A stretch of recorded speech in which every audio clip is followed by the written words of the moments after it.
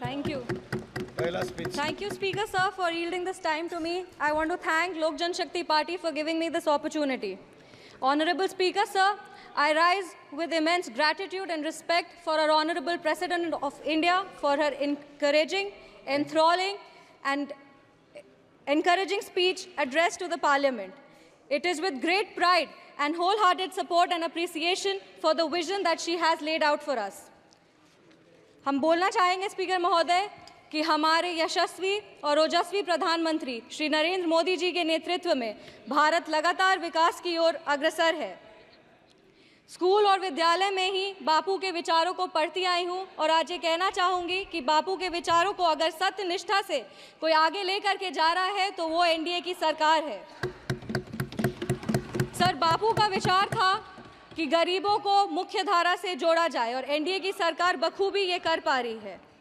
देश में 4 करोड़ से ज़्यादा पीएम आवास योजना की स्वीकृति, 12 करोड़ परिवारों में 55 करोड़ व्यक्तियों को पीएम आरोग्य योजना के तहत स्वास्थ्य बीमा मिला है। 25 करोड़ लोगों को मल्टी डायमेंशनल पॉवर्टी के बाहर लाया गया है सर, और 80 करोड़ आबादी को पीएम गरीब कल्याण अन्न योजना के तहत लाभ लगातार मिल रहा है। एनडीए की सरकार ने बिना धर्म जात पूछे गरीबों का उत्थान किया है और उत्थान के लिए लगातार काम कर रही है। सर, हम बिहार से आते हैं और बिहार ने 2005 से लगातार एनडीए को बुलंदी और मजबूती दी है। बिहार में एक नेता, नियत, नेतृत्व और कड़ी निष्ठा से एनडीए बिहार को उसका गौरव और एक नया कीर्तिमान वहां पे विकास का गढ़ रहा है। हमारे पार्टी के नेता श्रद्धेय रामविलास पासवान जी ने लगातार बाबा साहब भीमराव अंबेडकर के पद चिन्हों पर चलकर दलित, शोषित और वंचित वर्गों को आगे बढ़ाया है। आज हम बाबा साहब भीमराव अंबेडकर की बात कर रहे हैं और उनका एक कोट पढ़ना चाहेंगे। I measure the progress of a community by the degree of progress which the women have achieved.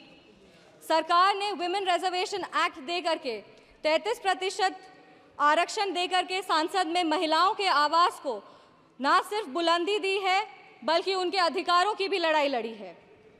लखपति दीदी की योजना, उज्ज्वला योजना और महिलाओं को मुद्रा लोन दे करके महिलाओं की आर्थिक स्थिति को मजबूत किया गया है। अगर आज हम आर्थिक स्थिति की बात कर रहे हैं तो हमें अर्थव्यवस्था की भी बात करनी चाहिए और देश आज विश्व की 5वीं सबसे बड़ी अर्थव्यवस्था है और 2047 तक विश्व की 3री सबसे बड़ी अर्थव्यवस्था होगी। माननीय प्रधानमंत्री श्री नरेंद्र मोदी जी के नेतृत्व में भारत देश को विकास का एक व्यापक स्वरूप मिल रहा है। किसान सम्मान निधि के तहत किसानों को न्यूनतम राशि मिल रही है जिससे उनकी स्थिति में बढ़ोतरी हो रही है और आत्मनिर्भर भारत का जो ये सोच है उससे भारत विश्व स्तर पर एक अपना पहचान बना रहा है।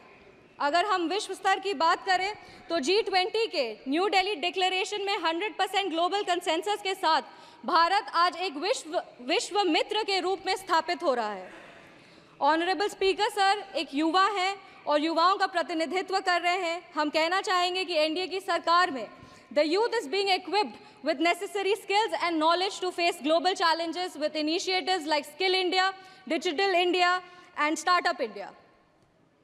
सर, बिहार के युवाओं की लगातार एक मांग रही है कि बिहार को विश्व राज्य का दर्जा मिले। बिहार का प्रतिनिधित्व कर रहे हैं, इसीलिए हम हमारे माननीय प्रधानमंत्री जी से अनुरोध करेंगे कि इसके लिए अगर नीति आयोग में कुछ बदलाव किया जाए तो उस पर उनकी विशेष दृष्टि हो और बिहार को भी आगे बढ़ने का सामान्य अधिकार मिले। Sir, I am firmly convinced that with continuous efforts and visionary policies of the NDA government, Bihar will be an example for the development of the entire nation. I want to reaffirm our commitment and Lok Jan Shakti Party's commitment to NDA's leadership और हम अपने राष्ट्रीय अध्यक्ष श्री चिराग पासवान जी को भी धन्यवाद देना चाहेंगे कि आज उनके वजह से बिहार के महिलाओं को और युवाओं को भी आवाज़ मिल रहा है। इस सदन की गरिमा और इस सदन के इतिहास को देखते हुए सर 2 पंक्ति पढ़ना चाहेंगे। जो भरा नहीं है भावों से बहती जिसमें रसधार नहीं, जो भरा नहीं है भावों से बहती जिसमें रसधार नहीं, वो हृदय नहीं है पत्थर है जिसमें स्वदेश का प्यार नहीं। धन्यवाद speaker sir, thank you. Thank you, Sambhavi, for your maiden speech. Now, G. Thanuja Rani.